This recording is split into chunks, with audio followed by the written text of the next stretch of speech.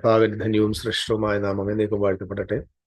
നിങ്ങൾക്കെല്ലാവർക്കും നമ്മുടെ കർത്താവായ യേശുക്രിസ്തുവിൽ നിന്നും പിതാവായ ദൈവത്തിൽ നിന്നും കൃപയും സമാധാനവും ഉണ്ടാകട്ടെ. ഒരു പ്രാവശ്യം കൂടെ വേദപുസ്തകത്തിലെ വളരെ പ്രധാനപ്പെട്ട ഒരു സത്യവുമായി നിങ്ങളെ സൃഷ്ടിപ്പാൻ കഴിയുന്നതിൽ അനുഗ്രഹമായി കരുതുന്നു. ദേവാദി ദൈവം വീണ്ടും തൻ്റെ വചനങ്ങളാൽ നിങ്ങളെ അനുഗ്രഹിക്കട്ടെ, ശുദ്ധീകരിക്കട്ടെ, ബലപ്പെടുത്തട്ടെ, ഉറപ്പിക്കട്ടെ. നിങ്ങളുടെ ആത്മീയ ജീവിതം ഏറ്റവും ധന്യമായി മാറേണ്ടതിന് സർവശക്തൻ കരുണ ചെയ്യട്ടെ എന്ന് ഞാൻ ആത്മാർത്ഥമായി പ്രാർത്ഥിക്കും. വിശുദ്ധ വേദപുസ്തകത്തിൽ ഉൽപ്പത്തി പുസ്തകം മുതൽ വെളിപ്പാട് പുസ്തകം വരെ വളരെ പ്രധാനപ്പെട്ട നിലയിൽ സർവശക്തനായ ദൈവം സംസാരിക്കുന്ന ധാരാളം വിധങ്ങളുണ്ട്. പ്രത്യേകിച്ച് ഉൽപ്പത്തി പുസ്തകത്തെ നമുക്ക് സകലവിധമായ പുസ്തകങ്ങളുടെ ആരംഭം എന്ന് നമുക്ക് പറയാം. പുസ്തകത്തിന്റെ പേരും അങ്ങനെ തന്നെയാണ്, ഉൽപ്പത്തി. ഉൽപ്പത്തിയിൽ ദൈവം ആരംഭിച്ചതിൻ്റെ സമാപനമാണ് വെളിപ്പാട് പുസ്തകം. വെളിപ്പാട് പുസ്തകം എന്താണ് എന്ന് നമ്മൾ മനസ്സിലാക്കണമെങ്കിൽ കൃത്യമായി ഉൽപ്പത്തി പുസ്തകം എന്താണ് എന്ന് മനസ്സിലാക്കണം. ഉൽപ്പത്തി പുസ്തകം മനസ്സിലാക്കാത്തത് കൊണ്ടാണ് നമ്മൾ വെളിപ്പാട് പുസ്തകത്തിൽ പലവിധമായ വ്യാഖ്യാനങ്ങൾ നമുക്ക് കാണുവാൻ കഴിയുന്നത്. കാലങ്ങൾക്കനുസരിച്ച് വെളിപ്പാട് പുസ്തകത്തിന്റെ വ്യാഖ്യാനങ്ങൾ മാറ്റം സംഭവിക്കുന്നതായിട്ട് കാണാൻ പറ്റും. ദൈവം അനുവദിക്കുന്ന പക്ഷം ഇന്ന് നമ്മൾ ചിന്തിക്കാൻ പോകുന്ന വിഷയം പ്രധാനമായിട്ട് 2 ഭാഗങ്ങളായിട്ടായിരിക്കും. കാരണം ഇച്ചിരി ലോങ് വീഡിയോ ആയതുകൊണ്ടാണ്. ദൈവജനം പഠിക്കാൻ ആഗ്രഹിക്കുന്നവർ ദയവായിട്ട് ഇത് ശ്രദ്ധിക്കണമേ എന്ന് ഞാൻ ദൈവനാമത്തിൽ ഓർമ്മിപ്പിക്കുന്നു. ഈ അപ്പോസ്തലനായ അപ്പോസ്തലനായ പൗലോസിനെ കുറിച്ച് പറഞ്ഞൊരു വാചകം ഞാൻ ഈ ഒരു ഉദാഹരണത്തിൽ എൻ്റെ ശ്രദ്ധയിലേക്ക് ഒന്ന് വരികയാണ്. അദ്ദേഹം ഇങ്ങനെയാണ് പറഞ്ഞത്: നമ്മുടെ സഹോദരനായ പൗലോസിന്റെ പല ലേഖനങ്ങളും നമുക്ക് മനസ്സിലാകുന്നില്ല. അദ്ദേഹത്തിന്റെ ലേഖനങ്ങൾ പലതും മനസ്സിലാകാൻ പറ്റാത്തതാണ്. അത് അനേകർ കൂട്ടിക്കളയുന്നു എന്ന് ഞാനത് 2 പത്രോസിന്റെ ലേഖനം അതിൻ്റെ 2-ാം അധ്യായത്തിന്റെ 14-ാം വാക്യം, അങ്ങനെ തന്നെ നമ്മുടെ പ്രിയ സഹോദരനായ പൗലോസും തനിക്ക് ലഭിച്ച ജ്ഞാനത്തിന് തക്കവണ്ണം നിങ്ങൾക്കും ഇതിനെക്കുറിച്ച് സംസാരിക്കുന്ന സകല ലേഖനങ്ങളിലും എഴുതിയിട്ടുണ്ടല്ലോ. അവയെ ഗ്രഹിപ്പാൻ പ്രയാസമുള്ളത് ഉണ്ട്. അറിവില്ലാത്തവരും അസ്ഥിരന്മാരുമായവർ ശേഷം തിരുവെഴുത്തുകളെ പോലെ അതും തങ്ങളുടെ നാശത്തിനായി കൂട്ടിക്കളയും. ഞാൻ അപ്പോസ്തലനായ പൗലോസായിട്ട് അഭിനയിക്കുകയല്ല, ഒന്നുമില്ല. വളരെ ഹമ്പിളായിട്ട് ദൈവത്തിന്റെ നാമത്തിന് മഹത്വത്തിനായി താഴ്മയോടെ ദൈവം നൽകുന്ന കൃപയ്ക്കനുസരിച്ച് നൽകുന്ന ചില ചിന്തകളെ, ഈ വാക്യത്തിന്റെ ഒരു കോണ്ടെക്സ്റ്റ് അല്ല, ഞാൻ ആ വാക്യത്തെ അങ്ങനെ പ്ലെയിൻ ആയിട്ട് എടുത്തിട്ട് പറയുകയാണ്. കൂട്ടിക്കളയാറുണ്ട്, അത് മനസ്സിലാക്കാൻ ശ്രമിക്കാതെ പോകാറുണ്ടെങ്കിലും ദൈവവചനം മനസ്സിലാക്കാൻ ആഗ്രഹിക്കുന്നവർ ദയവ് ചെയ്ത് വളരെ ശാന്തമായി നിങ്ങൾക്ക് ലഭിച്ച വിലയേറിയ സമയത്ത് വിലയേറിയതും ഒരിക്കലും നമ്മുടെ ജീവിതത്തിൽ നമുക്ക് വില കൊടുത്തു വാങ്ങാൻ കഴിയാത്ത ദൈവവചനത്തിന്റെ വെളിപ്പാടുകൾ സ്വീകരിക്കാം. നമ്മൾ ഇന്ന് ചിന്തിപ്പാൻ പോകുന്ന വിഷയം കായനെ കുറിച്ചും ഹാബേലിനെ കുറിച്ചുമുള്ള വിഷയമാണ്.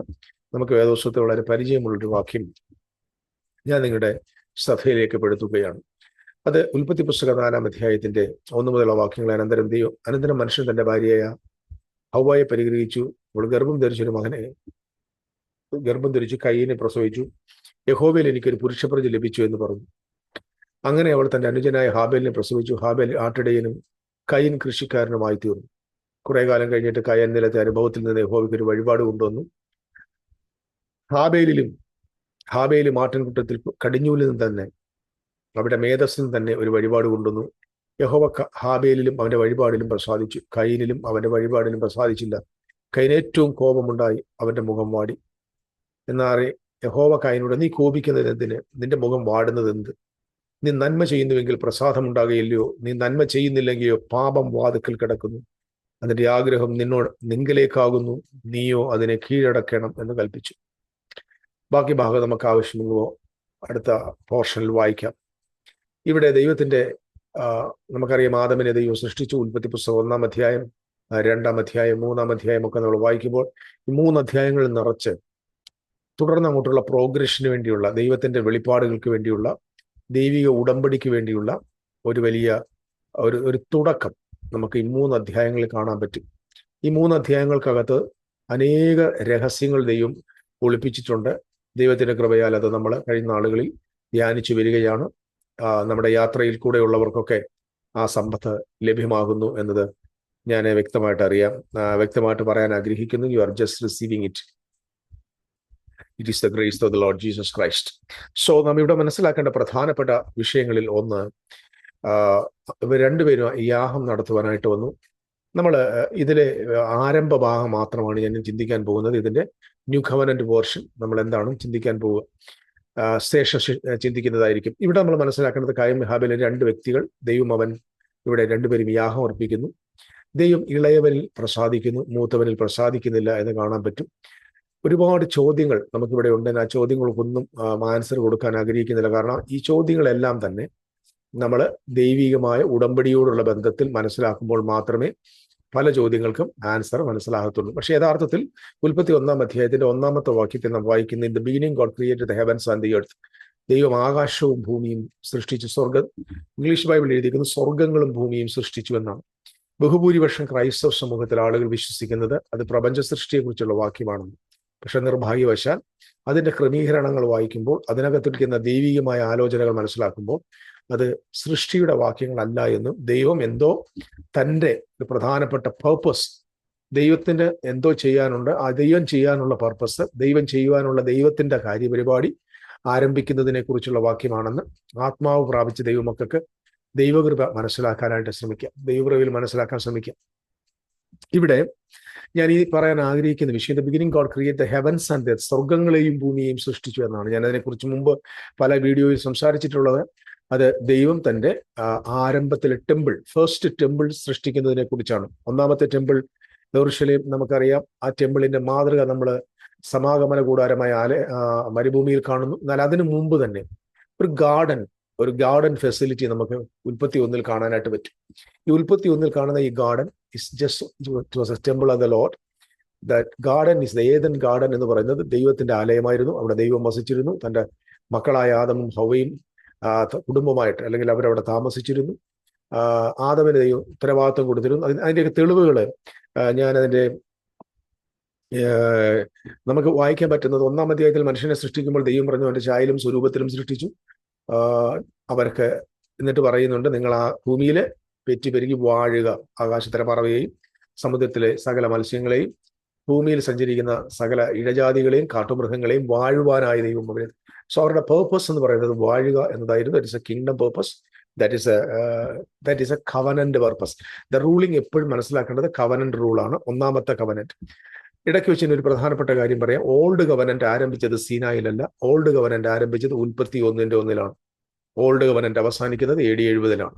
സോ AD 70-ൽ അവസാനിക്കാൻ പോകുന്ന ദൈവികമായ ആദ്യ ഉടമ്പടിയുടെ ആരംഭ പണിയാണ്, ആദ്യത്തെ സൃഷ്ടിയാണ് നമ്മൾ ഉൽപ്പത്തി 1-ൽ കാണുന്നത്. അവിടെ ദൈവം ആകാശങ്ങളെയും സൃഷ്ടിക്കുന്നു, ഭൂമിയെ സൃഷ്ടിക്കുന്നു. കൃത്യമായ ബോധ്യം നമുക്ക് മനസ്സിലാക്കാനായിട്ട് 2-ാം അധ്യായത്തിലേക്ക് വരുമ്പോൾ ദൈവം ഭൂമിയിൽ മനുഷ്യനെ സൃഷ്ടിച്ച ശേഷം മനുഷ്യന് പറയുന്നതായ ഒരു പ്രധാനപ്പെട്ട കാര്യം ഇവിടെ ഉണ്ട്. അതിന്റെ മനുഷ്യനെ കൂട്ടിക്കൊണ്ടുപോയി തോട്ടത്തിൽ വേല ചെയ്യുവാനും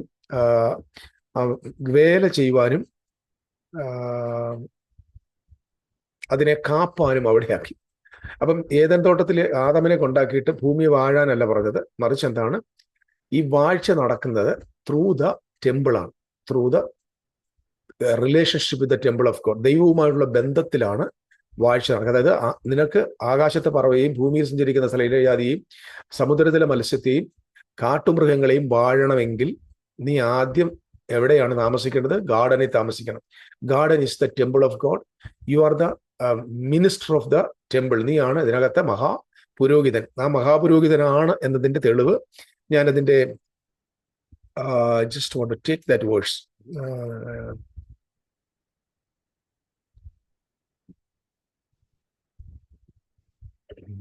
Let me take it. I'm sorry.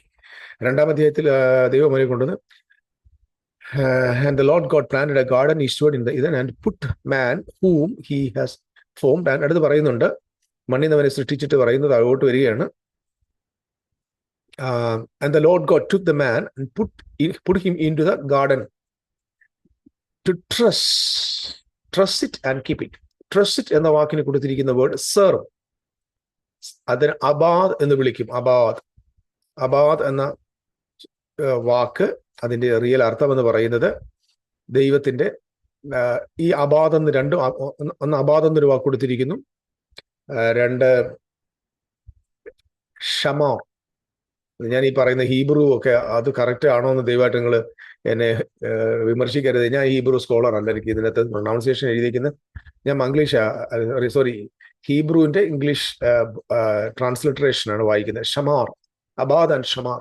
ഈ അബാദ് ആൻഡ് ഷമാർ എന്ന് പറയുന്നത് ദൈവത്തിന്റെ ആലയത്തിൽ ശുശ്രൂഷിക്കുന്ന പുരോഹിതന്മാരെ കുറിച്ച് നിങ്ങൾ അവനെ സെർവ് ചെയ്യണം, നിങ്ങൾ അവനെ ശുശ്രൂഷിക്കണം എന്ന് പറയുന്ന വാക്കുകളാണ്. നിങ്ങൾക്ക് കൂടുതൽ ഡിഫറൻസിനായിട്ട് നീ ജസ്റ്റ് ഗോ ടു ദ കൺകഡൻസ്. കാരണം എല്ലാം കൂടെ വിശദീകരിക്കാൻ നമുക്ക് ഈ ഒരു വീഡിയോയിൽ സാഹചര്യം വരുന്നില്ല, കാരണം അത് ഒരുപാട് ലോങ് ആയിപ്പോകും. സോ അബാദ് ആൻഡ് ഷമാർ എന്ന രണ്ട് വാക്ക് കൊടുത്തിരിക്കുന്നത് you just trust it and keep it എന്ന് പറഞ്ഞാൽ തോട്ടം കാക്കേണ്ടതിനും വേല ചെയ്യേണ്ടതിനും. ഈ പദം പുരോഹിതന്മാർക്ക് മാത്രം ഉപയോഗിക്കുന്ന പദങ്ങളാണ്. നമ്മളത് ദൈവത്തിന്റെ വചനത്തിന്റെ മുമ്പോട്ടുള്ള പഠനത്തിൽ നിങ്ങൾക്ക് ബോധ്യമാകും. ഇനി ദൈവം ഈ കയനെയും ആദമനെ സൃഷ്ടിച്ചു. ആദമനെ ദൈവം ഇൻസ്ട്രക്ഷൻ കൊടുത്തിട്ടുണ്ട്. ആലയത്തിന്റെ ശുശ്രൂഷകളെ കുറിച്ച് എങ്ങനെയാണ് ശുശ്രൂഷിക്കേണ്ടത് എന്നുള്ള ഇൻസ്ട്രക്ഷൻ നിശ്ചയമായിട്ടും ദൈവം കൊടുത്തിട്ടുണ്ട്. ഇപ്പം ലേവ്യ പൗരോഹിത്യത്തിന്റെ ആരംഭം, അല്ലെങ്കിൽ ദൈവം ആരംഭിച്ചതായ ഫസ്റ്റ് പൗരോഹിത്യത്തിന്റെ തുടക്കം അവിടെയാണ്. യഥാർത്ഥത്തിൽ നമ്മൾ മനസ്സിലാക്കേണ്ടത് ഫസ്റ്റ് ബോൺ എന്ന് പറയുന്നത്, ദൈവം ആദ്യജാതൻ എന്ന് പറയുന്നത്, അദ്ദേഹത്തിന് 3 പവറുണ്ട്, 3 അധികാരമുണ്ട്. ഒന്ന്, അദ്ദേഹം ഒരു രാജാവായിരിക്കും, അദ്ദേഹം ഒരു പുരോഹിതനായിരിക്കും, അദ്ദേഹം ഇരട്ടി പങ്കിന്റെ അവകാശമായിരിക്കും. മറ്റേ വേറൊരു അർത്ഥത്തിൽ പറഞ്ഞാൽ പ്രോഫറ്റ് ഓഫ് ഗോഡ് ആയിരിക്കും. നമ്മുടെ കർത്താവ് യേശു അങ്ങനെ തന്നെയാണ്. He was A prophet of God, he was A priest of God, and he was the king of the king. രാജാവായിരുന്നു, പുരോഹിതനായിരുന്നു, പ്രവാചകനായിരുന്നു. ഫസ്റ്റ് ബോണിനെ സംബന്ധിച്ചിടത്തോളം ഇതേ പദവി അലങ്കരിക്കുന്ന ആളാണ് ആദം. ഈ പദവി അലങ്കരിച്ചിരുന്നു. ആദം തോട്ടം എന്ന് പറയുന്നത് ദൈവത്തിന്റെ ടെമ്പിളായിരുന്നു. ഹെവൻസ് എന്ന് പറയുമ്പോൾ നിങ്ങൾ മനസ്സിലാക്കേണ്ടത് പ്രാകാരമുണ്ട്, വിശുദ്ധ സ്ഥലമുണ്ട്, അതിവിശുദ്ധ സ്ഥലമുണ്ട്. വിശുദ്ധ സ്ഥലവും അതിവിശുദ്ധ സ്ഥലവും ദൈവത്തിന്റെ പുരോഹിതന്മാർക്കും ഉള്ള സ്ഥലമാണ്. പ്രാകാരം സാമാന്യ ജനത്തിനും പൊതുജനത്തിനും വന്ന് ദൈവത്തെ ആരാധിക്കാനുള്ള സ്ഥലമാണ്. സോ ആ പ്രാകാരത്തെ നമുക്ക് ഭൂമി എന്ന് വിളിക്കുന്നത്, അല്ലെങ്കിൽ ഭൂമി എന്ന് വിളിക്കാം. വിശുദ്ധ സ്ഥലത്തെയും അതിവിശുദ്ധ സ്ഥലത്തെയും നമുക്ക് സ്വർഗങ്ങൾ എന്ന് വിളിക്കും. ഇത് എഴുതി വെച്ചിരിക്കുന്ന അലിഗോറിക്കൽ ലാംഗ്വേജിലാണ്. ഇതിനെക്കുറിച്ച് കൂടുതൽ വിവരങ്ങൾ അറിയാൻ ആർക്കെങ്കിലും താല്പര്യമുണ്ടെങ്കിൽ നിങ്ങൾ കമന്റ് ബോക്സിൽ വന്ന് അതിനോട് ബന്ധപ്പെട്ട മറ്റു പഠനങ്ങളുണ്ട്, അതിലേക്ക് നിങ്ങൾക്ക് വേണമെങ്കിൽ പോകാം. ദയവായിട്ട് അതിനായി നിങ്ങൾ ശ്രമിക്കുമെന്ന് ഞാൻ കർത്താവിലോ ആഗ്രഹിക്കുകയാണ്. ഇനി ഇവിടുന്ന് അറിയേണ്ട ഒരു പ്രധാനപ്പെട്ട വിഷയം, നമ്മൾ വേദപുസ്തകം വായിക്കുമ്പോൾ ഒരു വാക്യം ഞാൻ മുമ്പ് നമ്മുടെ സ്റ്റഡിയിൽ പറഞ്ഞിട്ടുള്ളതാണെങ്കിലും ഇവിടെ ഒരു അത്യാവശ്യത്തിൽ വായിക്കേണ്ട നിർബന്ധം വരുന്നു. യെശയ്യാവിന്റെ പ്രവചനം 46-ാം അധ്യായത്തിന്റെ 9-ാമത്തെ വാക്യത്തിൽ ഇങ്ങനെയാണ്: പണ്ടുള്ള പൂർവ്വകാര്യങ്ങളെ ഓർത്തുകൊള്ളുവാൻ ഞാനല്ലാതെ വേറൊരു ദൈവമില്ല, ഞാൻ തന്നെ ദൈവം, എന്നെ പോലെ ഒരുത്തനുമില്ല. ആരംഭത്തിൽ തന്നെ അവസാനവും പൂർവ്വകാലത്ത് തന്നെ മേലാൽ സംഭവിപ്പാനുള്ളതും ഞാൻ പ്രസ്താവിക്കുന്നു. ആരംഭത്തിൽ അവസാനവും പൂർവ്വകാലത്ത് മേലാൽ സംഭവിപ്പാനുള്ളതും ഞാൻ പ്രസ്താവിക്കുന്നു. പ്രിയപ്പെട്ടവരെ ശ്രദ്ധിക്കണം, ഈ വാക്യം വളരെ പ്രധാനപ്പെട്ടൊരു വാക്യമാണ്. ആരംഭത്തിൽ അവസാനം പൂർവ്വകാലത്ത് തന്നെ മേലാൽ സംഭവിപ്പാനുള്ളതും പ്രസ്താവിക്കുന്നവനാണ് നമ്മുടെ ദൈവം. തുടക്കത്തിൽ തന്നെ ഒടുക്കം എന്തെന്ന് പറയും. അങ്ങനെയാണ് ഉൽപ്പത്തി പുസ്തകം എന്താണെന്ന് കൃത്യമായി മനസ്സിലാക്കിയാൽ വെളിപ്പാട് പുസ്തകം എന്താണെന്ന് മനസ്സിലാക്കും. ഞാൻ ഏകദേശം 22 കമന്ററിയോളം വെളിപ്പാട് പുസ്തകത്തെ സംബന്ധിച്ച് പൂർണ്ണമായിട്ടല്ല ഭാഗികമായിട്ട് റെഫർ ചെയ്തിട്ടുണ്ട് അത്യാവശ്യത്തിൽ. എന്നാൽ 22 എണ്ണവും 22 രീതിയിലാണ് എഴുതിയിരിക്കുന്നത്. പ്രത്യേകിച്ച് മലയാളികളുടെ കുറച്ച് വെളിപ്പാട് പുസ്തകം ഞാൻ വായിച്ചിട്ടുണ്ട്. മലയാള പ്രഭാഷകരുടെ വെളിപ്പാട് പുസ്തക പഠനങ്ങളിൽ പലപ്പോഴും പങ്കെടുത്തിട്ടുണ്ട്. പക്ഷെ ഇവരെല്ലാവരും മാറി ഇങ്ങനെ പറഞ്ഞുകൊണ്ടിരിക്കും. ഈ ദൈവത്തിന്റെ വചനത്തിന് ഇങ്ങനെ മാറ്റമുണ്ടോ എന്ന് പലപ്പോഴും വെളിപ്പാട് പുസ്തക വ്യാഖ്യാനം കേൾക്കുമ്പോഴാണ് നമ്മൾ ചിന്തിക്കുന്നത്. ആനുകാലിക സംഭവങ്ങളുമായി വെച്ചിട്ടാണ് നമ്മൾ വെളിപ്പാട് പുസ്തകങ്ങളെ വ്യാഖ്യാനിക്കുന്നത്, അല്ലെങ്കിൽ എൻഡ് ടൈം എസ്കറ്റോളജി വ്യാഖ്യാനിക്കുന്നത്. ആനുകാലിക സംഭവവുമായി എൻഡ് ടൈം എസ്കറ്റോളജിക്ക് യാതൊരു ബന്ധവും ഇല്ല എന്നുള്ളത് ദയവായിട്ട് അറിയണം. കാരണം അതുകൊണ്ടാണ് കാലാകാലങ്ങളിലായിട്ട് നമുക്കിത് മാറ്റി പറയേണ്ടി വരുന്നത്. എന്നാലോചിച്ച് നോക്കി, ദൈവത്തിന്റെ മാറാത്തതും നിലനിൽക്കുന്നതുമായ ദൈവിക വെളിപ്പാട് മാറാത്തടത്തോളം കാലം നമ്മുടെ സന്ദേശങ്ങളും അപ്ഗ്രേഷൻ ഉണ്ടാകാം, അല്ലാതെ മാറ്റി പറയേണ്ട ആവശ്യം നമുക്ക് വരാൻ പാടില്ല. കാരണം സദ്ദാം ഹുസൈനിൽ ആരംഭിച്ച്, എൻ്റെ അറിവിൽ സദ്ദാം ഹുസൈനിൽ ആരംഭിച്ചിന്ന് ഡൊണാൾഡ് ട്രംപിൽ അവസാനിച്ച് നിൽക്കുന്ന ആന്റി ക്രൈസ്റ്റ്, മാറി വരുന്ന കത്തോലിക്ക പോപ്പുമാരെല്ലാം നമ്മുടെ ആത്മീയ ലോകത്തെ അന്തിക്രിസ്തുക്കളാണ്. ഇപ്പോൾ അതൊക്കെ മാറി കുറച്ചും കൂടെ മോഡേണായിട്ട് ചിന്തിച്ചിട്ട് അത് ഇറാഖിൽ നിന്ന് വരുന്നു എന്നൊക്കെ ആയി. അതുകൊണ്ട് പോപ്പ് രക്ഷപ്പെട്ടു എന്ന കാര്യം കൂടെ ഇടയ്ക്ക് വെച്ച് ഞാൻ ഓർമ്മപ്പെടുത്തും. പോപ്പിനെ രക്ഷപ്പെടുത്തിയതിനാൽ സ്തോത്രം. പാവം, അദ്ദേഹം ആന്റി ക്രൈസ്റ്റായിട്ട് പലപ്പോഴും വെളിപ്പെട്ടിട്ടുണ്ട്. എന്നാലും കത്തോലിക്ക സഭയാണ് ബാബേൽ എന്നുള്ളത് നമ്മൾ വിശ്വസിച്ചിരുന്നു. അങ്ങനെ പഠിപ്പിച്ചത്. അങ്ങനെ ആ പഠിപ്പിൽ 100% തെറ്റാണ്, അഫലനീയമാണ്. ഒരു കാരണവശാലും കർത്താവായ യേശുക്രിസ്തു സ്ഥാപിച്ച സഭയിൽ യേശുക്രിസ്തുവിനെ വിശ്വസിക്കുന്ന ആ സമൂഹത്തെ ഒരിക്കലും അങ്ങനെ പറയാൻ പാടില്ല. ആദിമ സഭയുടെ ഭാഗമായിട്ട് ഇന്നും 2000 വർഷമായി തുടരുന്ന കത്തോലിക്ക സഭ ഒരു ബാബിലോണാണെന്ന് പറയുന്നത് ലജ്ജാകരമായ കാര്യമാണ്. വീണ്ടും അത് പറയുന്നവർ പുനർവിചിന്തനം ചെയ്യണമെന്ന് കർത്താവിന്റെ നാമത്തിൽ ഓർമ്മിപ്പിക്കുന്നു. ഇപ്പോൾ ഇവരൊക്കെ ആളുകൾ വന്നിട്ട് അത് പറയുന്നുണ്ട്, അതൊരു ഇറാഖാണ്. എനിക്കറിയത്തില്ല ഇതൊക്കെ എവിടുന്നാണ് വന്നതെന്ന് അറിയത്തില്ല. പക്ഷെ കാരണം ഉൽപ്പത്തി മനസ്സിലാകാത്തതിന്റെ വലിയ പ്രശ്നം ഇവർക്ക് പോയിട്ടുണ്ട്. കാരണം ഉൽപ്പത്തി എഴുതിയിരിക്കുന്ന ഒരു ഫിഗറേറ്റീവ് ലാംഗ്വേജ്, വെളിപ്പാട് പുസ്തകം എഴുതിയിരിക്കുന്ന ഒരു സ്പിരിച്വൽ ലാംഗ്വേജിലാണ്. അതും ഫിഗറേറ്റീവാണ്, പക്ഷെ മറ്റൊരു രീതിയിലാണ് അത് സംസാരിക്കുന്നത്. ഇത് വെളിപ്പാട് പുസ്തക പഠനം അല്ലാത്തതുകൊണ്ട് ഞാൻ ആ ഭാഗപ്പെടുന്നു. സോ ദൈവം എന്ത് ചെയ്ത് ആരംഭത്തിൽ അവസാനവും പൂർവ്വകാലത്ത് മേല സംഭവിക്കാറുള്ളതും പ്രസ്താവിക്കുന്നതിന് ദൈവം കാരണം ദൈവത്തിന്റെ തുടക്കത്തിൽ തന്നെ ഒടുക്കം അറിയാം. അപ്പൊ തുടക്കത്തിൽ ഒരു കാര്യം നമ്മൾ മനസ്സിലാക്കിയിട്ട് ഒടുക്കം എന്താണെന്ന് മനസ്സിലാക്കാനായിട്ട് പോവാം.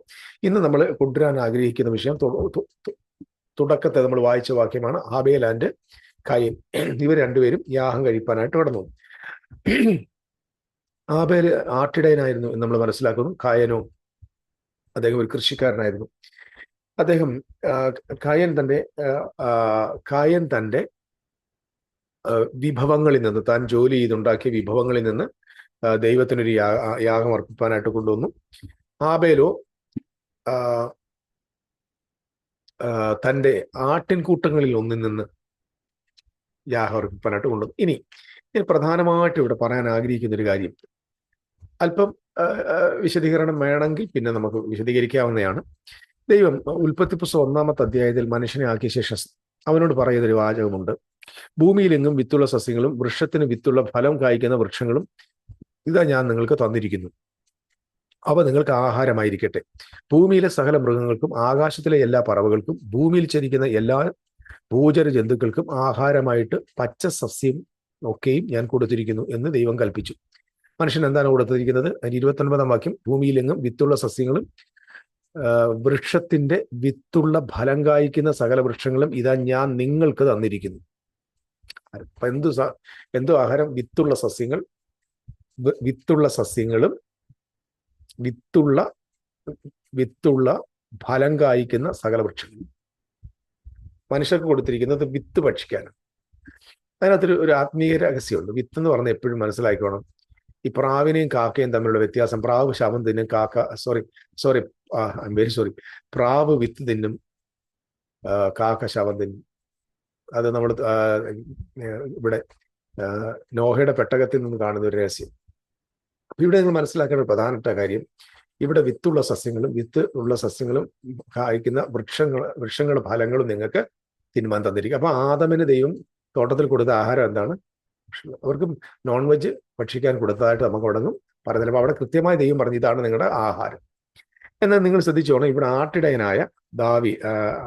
ആട്ടിടയനായിട്ട് ആബേലിനെ കാണാനായിട്ട് പറ്റും. ഞാനൊരു ക്വസ്റ്റ്യൻ നിങ്ങളോട് ചോദിക്കുക, നിങ്ങളുടെ ചിന്തയ്ക്കാണ്. ഞാൻ ഈ പറഞ്ഞതെല്ലാം 100% എൻ്റെ അഭിപ്രായം ഇരുമ്പൊലൊക്കെയാണ്. ഞാൻ പറഞ്ഞതിനപ്പുറത്ത് വേറൊന്നില്ല എന്നൊരു ധാരണയിലല്ല ഞാൻ സംസാരിക്കുന്നത്. പിന്നെ എൻ്റെ സംസാരവും ടോണും ചില സമയത്ത് ഇച്ചിരി റഫായിട്ട് ചിലർക്ക് ഫീൽ ചെയ്യാറുണ്ട്. ദയവായിട്ട് എനിക്ക് ഷുഗർ കോട്ട് ചെയ്ത് സംസാരിക്കാൻ അറിയത്തില്ല. ആസ് എ ബൈബിൾ ടീച്ചർ എന്നതിൽ ഞാൻ സീരിയസ് ആയിട്ട് ഇത് പറയുന്നതാണ്. ദയവായിട്ട് എൻ്റെ ഹൃദയത്തിൻ്റെ ഇൻറ്റൻഷൻ നിങ്ങൾ മനസ്സിലാക്കണം. എൻ്റെ ടോൺ കേൾക്കുമ്പോൾ പറയൂ ഇങ്ങനെ ഭയങ്കര റഫ്, അങ്ങനല്ല. ഞാനത്ര റഫൊന്നുമില്ല, എന്നെ പേഴ്സണലി അറിയാവുന്നവർക്കറിയാം. പിന്നെ ദൈവിക വിഷയങ്ങളിൽ ഞാൻ അല്പം തീക്ഷ്ണതയുള്ളവനാണ്. കാരണം അത് ഞാൻ വന്ന വഴി അങ്ങനെ ആയതുകൊണ്ടാണ്. ഇനി മനസ്സിലാക്കേണ്ടത്, കൃഷിക്കാരനായ ഇപ്പൊ ആദമിനെ ദൈവം പുറത്താക്കിയ ശേഷം പറഞ്ഞു നീ കൃഷി ചെയ്യണമെന്ന് പറഞ്ഞു. രണ്ടാമത് ഇവിടെ ആബേലിനെ നമ്മൾ കാണുന്നത് എങ്ങനെയാണ്? ആബേൽ ആട്ടിടയനാണ്. ഇവർക്ക് ആഹാരം മാറ്റി കൊടുത്തിട്ടില്ല. ഇവർക്ക് മാംസം ഭക്ഷിക്കാനായിട്ടോ പാല് ഒന്നിനെ കുറിച്ചും പറഞ്ഞിട്ടൊന്നുമില്ല. ഇപ്പം ഇവര് മൃഗത്തിന്റെ പാലെടുത്ത് വെണ്ണ ഉണ്ടാക്കി കഴിക്കുന്നൊന്നും ഇടങ്ങില്ല. ആകെ കഴിക്കാൻ കൊടുത്തിരിക്കുന്നത് വിത്തുള്ള സസ്യങ്ങളും ഫലം കായ്ക്കുന്ന വൃക്ഷഫലങ്ങളുമാണ് ഇവർക്ക് ഭക്ഷിപ്പാൻ കൊടുത്തിരിക്കുന്നത്. അങ്ങനെ ഒരു ക്വസ്റ്റ്യൻ നമ്മൾ ചോദിക്കുകയാണ്, എന്താണ് അത്? നിങ്ങളുടെ ചിന്തയ്ക്ക് ഇടുക. എന്തിനായിരിക്കാം ആബേൽ ആടുകളെ വളർത്തിയത്? ആട്ടിടയനായില്ലേ? അവൻ ആടുകൾ മേയ്ക്കുക. സോ നിശ്ചയമായിട്ട് നമുക്ക് അത് ഫാമാണ്. നിശ്ചയമായിട്ടും മൃഗങ്ങളുണ്ട്, മറ്റെല്ലാ മൃഗങ്ങളുണ്ട്. It's a farm, cattle field, മറ്റ് ഇതര വളർത്തു മൃഗങ്ങളെല്ലാം ഉണ്ടാകാൻ സാധ്യതയുണ്ട്. But I just want to ask you, for what purpose? നമുക്ക് ഇവിടുത്തെ ഒരു കോണ്ടെക്സ്റ്റിൽ മനസ്സിലാക്കാൻ പറ്റുന്നത്, നിശ്ചയമായിട്ടും നമ്മൾ ബൈബിൾ പഠിക്കുമ്പോൾ ബൈബിൾ അത് നമ്മൾ അങ്ങോട്ട് പോകുന്ന വഴി ഞാൻ പറഞ്ഞുതരാം. Adam was the high priest. ദൈവത്തിന്റെ മഹാസാന്നിധ്യത്തിലേക്ക്, ദൈവം വസിക്കുന്ന ആ ഷെഖാനായിലേക്ക് തനിക്ക് ധൈര്യത്തോടെ കടന്നു പോകാനുള്ള അവകാശം, ആക്സസ് ഉണ്ടായിരുന്നു.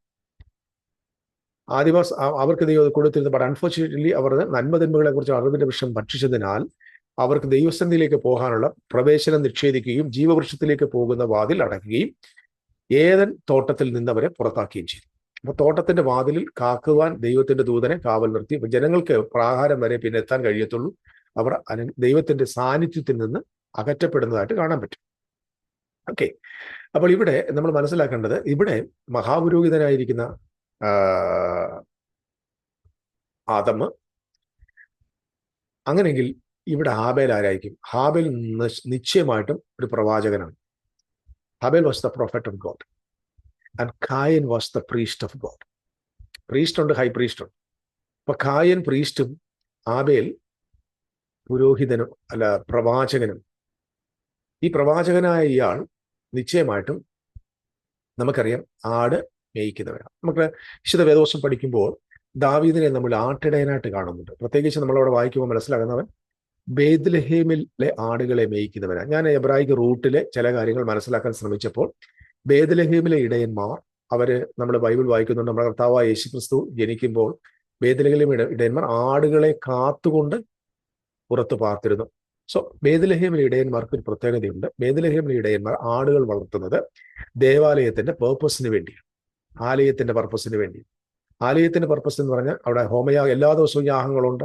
ഹോമയാഗമുണ്ട്, ഹനനയാഗമുണ്ട്, പാപയാഗമുണ്ട്, പിന്നെ പെസഹയുണ്ട്. പെസഹ കുഞ്ഞാടിനെ ഇറക്കണം. അത് ഊനമില്ലാതെ ആയിരിക്കണം ആടുകളെ വളർത്തേണ്ടത്. അതുകൊണ്ടാണ് കർത്താവായ യേശുക്രിസ്തു ജനിച്ചപ്പോൾ പറഞ്ഞ, നിങ്ങൾ പോയി ശീലകൾ ചുറ്റിയവനായി പുൽത്തൊട്ടിയിൽ ശിശുവിനെ കാണുമെന്ന് പറഞ്ഞതിന്റെ കാരണം ഈ ഇടയന്മാരും അങ്ങനെ തന്നെയാണ്. ഒരു ആട്ടിൻകുട്ടി ജനിക്കുമ്പോൾ അതിനെ ശീലകൾ ചുറ്റി ആണ് അതിനെ ആട്ടിൻ കൂട്ടിൽ പാർപ്പിക്കുന്ന. കാരണം അതിന്റെ പുറത്ത് മുറിവുകൾ ഉണ്ടാകാൻ പാടില്ല, അതിന് വ്രണം ഉണ്ടാകാൻ പാടില്ല, അതിന് ക്ഷതമുണ്ടാകാൻ പാടില്ല. കാരണം അത് യഹോവയായ ദൈവത്തിന് ഊനമില്ലാത്തത് കൊടുത്തേ പറ്റത്തുള്ളൂ. സോ നിർബന്ധമായിട്ടും അത് കൊടുക്കേണ്ട ഉത്തരവാദിത്വം ഇവർക്കുള്ളതാണ്. ഇനി ശ്രദ്ധയോടെ കേൾക്കണേ, ഞാൻ പറയുന്നത് ബോറടിക്കാതെ ഞാൻ പെട്ടെന്ന് പറഞ്ഞു. അപ്പം അതുകൊണ്ടാണ് നമുക്ക് വേദവസ്തം വായിക്കുമ്പോൾ ആട്ടിടയനായ ദാവീദ് പറയുന്ന ഒരു വാചകമുണ്ട്. ഒരിക്കൽ ശൗലിനോട് പറയാ, എടാ നിനക്ക് ഈ ഗോലിയാത്തിനെ കൊല്ലാനും അയാളെ ഉപദ്രവിക്കാനും അല്ലെങ്കിൽ അദ്ദേഹത്തോട് യുദ്ധം ചെയ്യാൻ എന്താണ് എക്സ്പീരിയൻസ്? അതായത് ഗോലിയാത്ത് എന്ന് പറഞ്ഞാൽ ദൈവത്തിന്റെ എതിരാളിയാണ്. ദൈവത്തിന്റെ എതിരാളിയായിരിക്കുന്ന ഗോലിയാത്തിനോട് യുദ്ധം ചെയ്യാനല്ല, നിനക്ക് എന്തെങ്കിലും അനുഭവമുണ്ടോ? അദ്ദേഹം പറഞ്ഞു, എനിക്കൊരു അനുഭവമുണ്ട്. അത് ഞാൻ ഒരിക്കൽ എൻ്റെ ഒരു ആടിനെ ഒരു കരടി പിടിച്ചുകൊണ്ട് പോയി, ഞാൻ അതിനെ പുറകെ പോയി അതിനെ പിടിച്ച് ആ കരടിയെ കൊന്ന് ആടിനെ ഞാൻ രക്ഷിച്ചു. രണ്ടാമത് വേറൊരു സിംഹം വന്നു, പല സിംഹത്തെ ഞാൻ കൊന്ന് ആ ആടിനെ രക്ഷിച്ചു. അപ്പം ഞാൻ പലപ്പോഴും ചിന്തിച്ചിട്ടുണ്ട്, ഒരു ആടിന് വേണ്ടി, ഒരു കൊച്ചാടിന് വേണ്ടി ഈ ജീവൻ കൊടുക്കുന്ന നിലയിൽ ഈ വന്യമൃഗത്തിന്റെ അടുക്കിലേക്ക് പോകാൻ ദാവീദിനെ പ്രേരിപ്പിച്ചത് എന്താ? നിർബന്ധമായിട്ട് ഒറ്റ കാര്യമുള്ളൂ. ദാവീദ് ശുശ്രൂഷിക്കുന്ന, ദാവീദ് പരിപാലിക്കുന്ന ആട്ടിൻകൂട്ടം ദൈവാലയത്തിന്റെ പർപ്പസ് ഉള്ളതാണ്, ദൈവത്തിന് വേണ്ടി യാഗം അർപ്പിക്കേണ്ടതാണ്. അവൻ നിർബന്ധമായും തൻ്റെ പ്രാണനെ തൃണവൽക്കരിച്ച് തൻ്റെ പ്രാണൻ നശിച്ചു പോകട്ടെന്ന് വിചാരിച്ച് താൻ അതിന്റെ പുറകിൽ അതിനെ ചേസ് ചെയ്ത് അതിനെ കണ്ടുപിടിച്ചു എന്നാണ് മനസ്സിലാക്കുന്നത്. അങ്ങനെയാണെങ്കിൽ അതേ കോണ്ടെക്സ്റ്റിലാണ് അദ്ദേഹം ഗോലിയാത്തിനെതിരെ വന്നു നിൽക്കുന്നത്. കാരണം ഇസ്രായേലിന്റെ ദൈവമായ യഹോവയുടെ ജനം, പരിച്ഛേദനയേറ്റ ജനം, ഉടമ്പടിയുടെ ജനം, ഉടമ്പടിയുടെ ജനത്തെ തകർക്കുവാൻ വെല്ലുവിളിക്കുവാൻ വരുന്ന ഇവനെ വെറുതെ വിടത്തില്ല. കാരണം ഇവൻ ഇപ്പോൾ യുദ്ധം ചെയ്യാൻ പോകുന്നത് തനിക്ക് വേണ്ടിയല്ല, യഹോവയ്ക്ക് വേണ്ടിയാണ്. കാരണം സർവശക്തനായ ദൈവത്തിന്റെ ജനത്തെ വിടുവിപ്പാൻ, ദൈവത്തിന്റെ ഉടമ്പടിയുടെ ജനത്തെ വിടുവിപ്പാൻ, ദൈവത്തിന് വിലയേറിയ ജനത്തെ വിടുവിപ്പാൻ തന്നെ കൊല്ലട്ടെന്ന് വിചാരിച്ച് ചെറുബാലകനായ ദാവീദിന്റെ ഇന്റൻഷൻ നിർബന്ധമായും നിങ്ങൾ മനസ്സിലാക്കണം. ഓക്കെ, അപ്പൊ ഇവിടെ ഞാനത് ഇടയ്ക്ക് വെച്ച് പറഞ്ഞതേ ഉള്ളൂ, നിങ്ങൾക്കതൊരു കോംപ്ലിമെന്റ് ആയിട്ടിരിക്കട്ടെ. ഇവിടെ ഹാബേൽ എന്തിനെയാണ് മേയിച്ചത്? ആട് മേയ്ക്കുക എന്തിനായിരിക്കും? നിശ്ചയമായിട്ടും ദൈവത്തിന് ബലിയർപ്പിക്കാൻ. കാരണം ഇത് സംഭവിച്ചത് ഗാർഡന് പുറത്താണ്. ഗാർഡന് പുറത്ത് അവർക്ക് യാഗം അർപ്പിക്കാനുള്ള അവകാശമുണ്ട്, യാഗം നടത്തുവാനുള്ള അവകാശം. കാരണം നിർബന്ധമായിട്ടും മനുഷ്യർ അങ്ങനെ തന്നെ പ്രാക്ടീസിലാണ്. ഒരുപക്ഷെ ദൈവത്തിന്റെ ഇൻസ്ട്രക്ഷൻ നിർബന്ധമായിട്ടും വന്നു കാണും. കാരണം ആ ഇൻസ്ട്രക്ഷൻ ആബേലിന് പഠിപ്പിച്ചു കൊടുത്തും കാണും. ഓക്കെ, ഇനി ഇവിടെ നിങ്ങൾ മനസ്സിലാക്കേണ്ടത്, ഇവിടെ കായൻ എന്ന് പറയുന്ന ഒരാളുണ്ട്. അദ്ദേഹത്തിന്റെ യാഗത്തിൽ ദൈവം പ്രസാദിച്ചു. ഒരുപാട് പേര് എന്നോട് ചോദിക്കുന്ന ഒരു ചോദ്യമുണ്ട്, എന്തുകൊണ്ട് കായനിലും അവന്റെ യാഗത്തിലും ദൈവം പ്രസാദിച്ചില്ല? നമുക്ക് വിശുദ്ധ ബൈബിളിൽ നിന്ന് തന്നെ ഇതൊന്ന് മനസ്സിലാക്കാനായിട്ട് ശ്രമിക്കണം. നിശ്ചയമായിട്ട് ഇവിടെ കായന് അധ്വാനിച്ച് കഷ്ടപ്പെട്ട് മുഖത്തെ വിയർപ്പോടെ കഷ്ടപ്പെട്ടുണ്ടാക്കിയതാണ് ഈ ഏതാ അധ്വാന ഫലമായ കൃഷി. എനിക്ക് തോന്നുന്നു നിശ്ചയമായിട്ട് ഹാബേല് മുഖത്ത് വിയർപ്പോടായിരിക്കത്തില്ല ആടിനെ പരിപാലിച്ച്. കാരണം ആടിന് പച്ചില തിന്നാൻ കൊടുത്തിട്ടുണ്ട്. ആട് പച്ചില തിന്നാണ് ജീവിക്കുന്നത്. ഇവിടെ മനുഷ്യരുടെ ദൈവം പറഞ്ഞു നോക്കി, ഇവിടെ ദൈവം പച്ചിലയൊക്കെ ഫലം തോട്ടത്തിലെ വൃക്ഷഫലം തിന്നാനായിട്ടാണ് ഇവനെ ജീവിച്ചത്. ഞാൻ വളരെ ശ്രദ്ധയോടെ കേൾക്കണം. ആദമിന് ദൈവം കൊടുത്തത് തോട്ടത്തിലെ വൃക്ഷഫലം തിന്നാനും തോട്ടത്തിലെ വിത്തുള്ള സസ്യങ്ങൾ. എന്തായിരിക്കും വിത്തുള്ള സസ്യം എന്ന് പറഞ്ഞാൽ നമ്മൾ കാണുന്ന ധാന്യങ്ങളെല്ലാം കഴിക്കാനുള്ള അവസരം കൊടുത്തിരുന്നു. എന്നാൽ ഇവർ ദൈവസന്നിധിയിൽ നിന്ന് അകന്നു പോയപ്പോൾ, ഇവർ പാപം ചെയ്തപ്പോൾ, ഇവർ ദൈവത്തിന്റെ പ്രസൻസിൽ നിന്ന് ഔട്ടായപ്പോൾ അല്ലെങ്കിൽ മരിച്ചപ്പോൾ ദൈവം കൊടുക്കുന്ന ശിക്ഷ നോക്കിക്കുകയും ഇവിടെ ഇങ്ങനെയാണ് വായിക്കുന്നത്. 17-ാമത്തെ വാക്യം, മനുഷ്യനോട് കൽപ്പിച്ചതോ നീ നിന്റെ ഭാര്യയുടെ വാക്ക് അനുസരിക്കുകയും തിന്നരുതെന്ന് ഞാൻ കൽപ്പിച്ച വൃക്ഷഫലം തിന്നുകയും ചെയ്തത് കൊണ്ട് നിന്റെ നിമിത്തം ഭൂമി ശപിക്കപ്പെട്ടിരിക്കുന്നു. The ground is cursed. Note this പ്രധാന പോയിന്റ് മനസ്സിലാക്കണം. ഈ ഗ്രൗണ്ട് എന്തായിരിക്കുന്നു? കഴ്സ്ഡ് ആണ്. കാരണം ഞാൻ ഇത് പറയാൻ പോകുന്നത് നമ്മൾ അങ്ങോട്ടുള്ള പഠനത്തിൽ ഇതിന്റെ പ്രാധാന്യം എന്താണെന്ന് നിങ്ങൾ മനസ്സിലാക്കും. ദ ഗ്രൗണ്ട് ഈസ് കഴ്സ്ഡ്, ശപിക്കപ്പെട്ടു. ദ ലാൻഡ് ഈസ് കഴ്സ്ഡ്, ഭൂമി ശപിക്കപ്പെട്ടിരിക്കും. ഓക്കെ, നിന്റെ ആയുഷ്കാലമൊക്കെയും നീ കഷ്ടതയോടെ അതിൽ നിന്ന് അഹോവർത്തി കഴിക്കും.